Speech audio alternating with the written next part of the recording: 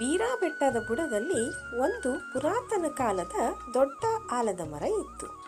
ಆ ಮರದ ಅಡಿಯ ಪೊಟರೆಯೊಳಗೆ ಎರಡು ಮೊಲಗಳು ತಮ್ಮ ನಾಲ್ಕಾರು ಪುಟ್ಟ ಮರಿಗಳೊಂದಿಗೆ ವಾಸವಾಗಿದ್ದವು. ಅದೇ ಮರದ ಮೇಲೆ ಎರಡು ಮೂರು ಮಂಗಗಳು ಇದ್ದವು. ಬಿಡುವಾದಾಗಲೆಲ್ಲ ಈ ಮಂಗ ಮತ್ತು ಮೊಲಗಳು ಪರಸ್ಪರ ಕ್ಷೇಮ ಸಮಾಚಾರ ವಿಚಾರಿಸುತ್ತಾ ಆಪ್ತ ಗೆಳೆಯರಾಗಿದ್ದವು. ಆಗ ಬಿರು ಬೇಸಿಗೆಯ ಕಾಲವಾಗಿತ್ತು. ಎಲ್ಲ ಕಡೆ ಹುಲ್ಲು ಗಿಡಗಂಟಿಗಳು ಒಣಗಿ ನಿಂತಿದ್ದು. ಹೀಗಾಗಿ ಮೊಲಗಳು ತಮ್ಮ ಮರಿಗಳೊಂದಿಗೆ ಆಹಾರ ತಂದುಕೊಡಲು ದೂರ ಹೋಗುವ ಪರಿಸ್ಥಿತಿ ಉಂಟಾಗಿತ್ತು. ಹೀಗೆ ಒಂದು ಬಾರಿ ಈ ಮೊಲಗಳು ತಮ್ಮ ಮರಿಗಳನ್ನು ಪೊಟರೆಯೊಳಗಡೆ ಬಿಟ್ಟು ಆಹಾರ ತರುವ ಹೊತ್ತಿಗೆ ಮುಸ್ಸಂಜೆ ಆಗಿತ್ತು. ಆಗ ಅವು ಲಘುಬಗೆಯಿಂದ ಓಡಿ ಬಂದು ತಮ್ಮ ಹಸಿದ ಕಂದಮ್ಮಗಳಿಗೆ ಹೊಟ್ಟೆ ತುಂಬ ಆಹಾರ ಕೊಟ್ಟು ಇನ್ನೇನು ಮಲಗುವ ಸಿದ್ಧತೆ ಮಾಡುತ್ತಲಿದ್ದವು. ಅಷ್ಟರಲ್ಲಿ ಪೊಟರೆಯ ಆ ಬದೆಯಿಂದ ತಮ್ಮ ತಮ್ಮ ಎಂದು ಯಾರೋ ಕೂಗುತ್ತಿರುವುದನ್ನು ಕೇಳಿಸಿಕೊಂಡು ಸಂಧಿಯಿಂದಲೇ ಬಗ್ಗಿ ನೋಡಿದವು. ಅಲ್ಲಿ ಮಂಗಣ್ಣ ತನ್ನ ಸಂಗಡಿಗರೊಂದಿಗೆ ನಿಂತಿದ್ದ. ಮುಖದ ತುಂಬ ಗಾಬರಿ ತುಂಬಿತ್ತು.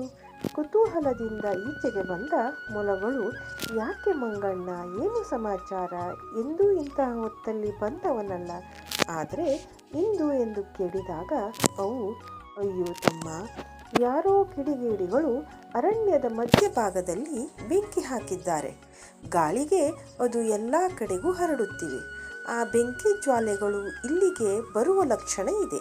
ಹಾಗೇನಾದರೂ ಆದರೆ ನಾವೆಲ್ಲ ಈ ಬೆಂಕಿಗೆ ಆಹುತಿಯಾಗುವುದು ಖಚಿತ. ಅದಕ್ಕೆ ಬೇರೆ ಸುರಕ್ಷಿತ ಜಾಗಕ್ಕೆ ಹೋಗೋಣ, ಬಾ ಬೇಗ ಬೇಗ ಎಂದಿತು.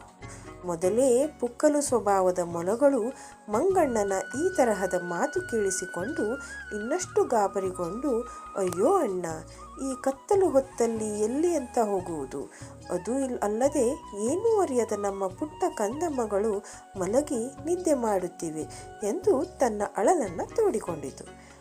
ಆಗ ಮಂಗಗಳು, ಅದಕ್ಕೇನು ಚಿಂತೆ ಮಾಡಬೇಡ, ನಿಮ್ಮ ಕಂದಮ್ಮಗಳನ್ನು ನಾನು ಮತ್ತು ನನ್ನ ಸಂಗಡಿಗರು ಒಂದಿನಿತೂ ಏಟಾಗದ ರೀತಿ ಹೊತ್ತು ತರುತ್ತೇವೆ, ನೀವಿಬ್ಬರು ನಮ್ಮನ್ನು ಹಿಂಬಾಲಿಸಿ ಸಾಕು ಎಂದು ಧೈರ್ಯ ಹೇಳಿತು.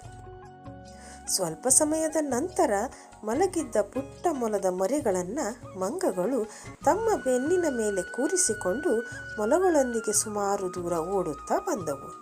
ಅಲ್ಲಿ ಅದಕ್ಕೆ ಒಂದು ಪುಟ್ಟ ತೊರೆ ಕಂಡು ನೀರು ಕುಡಿದು ಎಲ್ಲವೂ ತೊರೆ ದಾಟಿ ಆ ಬದಿಯ ಒಂದು ಸುರಕ್ಷಿತ ಪೊಟರೆ ಕಂಡು ಅವುಗಳ ವಾಸಕ್ಕೆ ವ್ಯವಸ್ಥೆ ಮಾಡಿ ಆನಂತರ ಅವು ಪಕ್ಕದಲ್ಲಿದ್ದ ಮರದ ಮೇಲೆ ಹೊರಟು ಹೋದವು. ಆ ರಾತ್ರಿ ಎಲ್ಲವೂ ತುಂಬ ದಣಿದ್ದರಿಂದ ಒಳ್ಳೆಯ ನಿದ್ರೆಗೆ ಜಾರಿದ್ದವು. ಮರುದಿನ ಬೆಳಿಗ್ಗೆ ಮೊಲಗಳು ಆಚೆ ಬಂದು ನೋಡಿದಾಗ ಸುತ್ತೆಲ್ಲ ಹಸಿರು ಹುಲ್ಲು.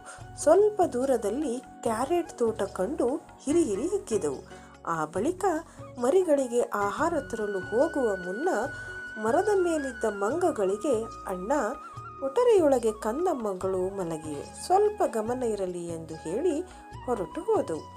ಅವು ಅತ್ತ ಹೋಗಿ 10 ನಿಮಿಷದಲ್ಲಿ ಮೊಲದ ವಾಸನೆಯ ಜಾಡು ಹಿಡಿದ ದೊಡ್ಡ ಹುಲಿಯೊಂದು ಅವುಗಳ ಪೊಟರೆಯತ್ತ ಬರುತ್ತಿರುವುದನ್ನು ಕಂಡು ಮರದ ಮೇಲಿದ್ದ ಮಂಗಗಳಿಗೆ ದಿಗಿಲಾಯಿತು. ಅವು ಆ ತನಕ ಇಷ್ಟೊಂದು ಭಾರೀ ಗಾತ್ರದ ಹುಲಿ ಕಂಡೇ ಇರಲಿಲ್ಲ.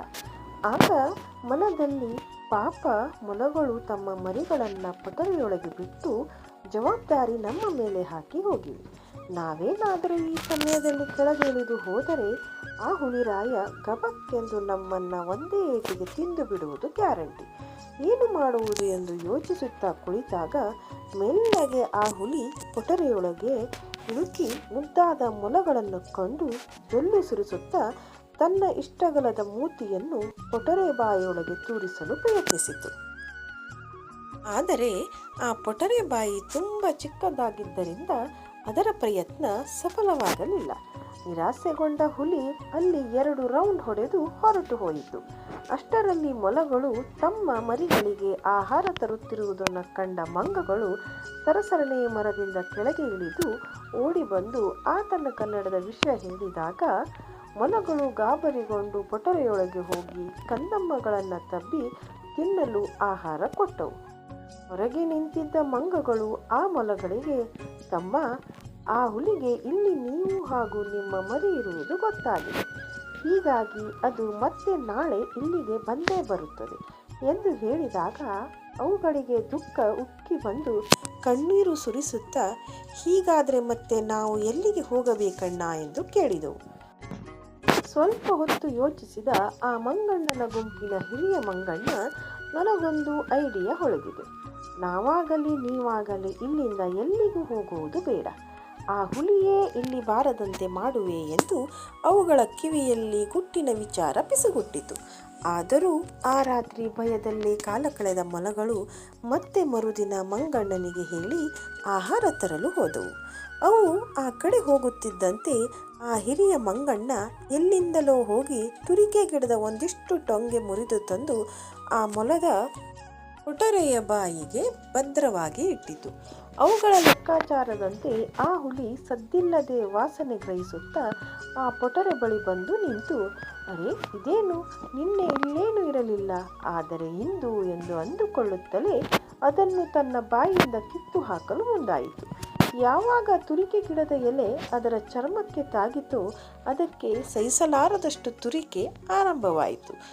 ಅದು ಅದನ್ನು ತಾಳಲಾರದೆ ತನ್ನಲ್ಲಿದ್ದ ಎಲ್ಲ ಬಲ ಪ್ರಯೋಗಿಸಿ ಪಕ್ಕದಲ್ಲಿದ್ದ ಬಂಡೆಗೆ ಮೂತಿ ಉಜ್ಜತೊಡಗಿತು. ಏನು ಮಾಡಿದರೂ ಅದಕ್ಕೆ ತುರಿಕೆ ನಿಲ್ಲದೆ ಮತ್ತೆ ಹೆಚ್ಚಾಗುತ್ತಾ ಬಂದಿತು. ಆ ರಭಸಕ್ಕೆ ಅದರ ಮೂತಿ ಎಲ್ಲ ರಕ್ತಮಯವಾಯಿತು. ಆಗ ಅದು, ಸಾಕಪ್ಪ ಸಾಕು, ಈ ಮೊಲಗಳ ಆಸೆಯಿಂದ ನನ್ನ ಪ್ರಾಣವನ್ನೇ ಕಳೆದುಕೊಳ್ಳುವುದಕ್ಕಿಂತ ಬೇರೆ ಎಲ್ಲಾದರೂ ಓಡಿ ಹೋಗುವುದು ಉತ್ತಮ ಎಂದುಕೊಳ್ಳುತ್ತಾ ಹಿಂದೆ ಕೂಡ ನೋಡದೆ ಅಲ್ಲಿಂದ ಓಡಿ ಪಕ್ಕದ ಕಾಡು ಸೇರಿಕೊಂಡಿತು. ಅಷ್ಟರಲ್ಲಿ ದೂರದಿಂದ ಆ ಮೊಲಗಳು ಮಂಗಗಳೊಂದಿಗೆ ಈ ದೃಶ್ಯ ಕಂಡು ಹಿರಿ ಹಿಗ್ಗಿ ಮಂಗಗಳ ಯುಕ್ತಿಯನ್ನು ಕೊಂಡಾಡಿತು. ಧನ್ಯವಾದಗಳು. ಈ ಕತೆ ನಿಮಗೆ ಇಷ್ಟ ಆಯಿತು ಅಂದರೆ ಈ ವಿಡಿಯೋವನ್ನು ಲೈಕ್ ಮಾಡಿ, ಶೇರ್ ಮಾಡಿ, ಕಮೆಂಟ್ ಮಾಡಿ, ಹಾಗೆ ಈ ಚಾನೆಲನ್ನು ಕೂಡ ಸಬ್ಸ್ಕ್ರೈಬ್ ಮಾಡಿ.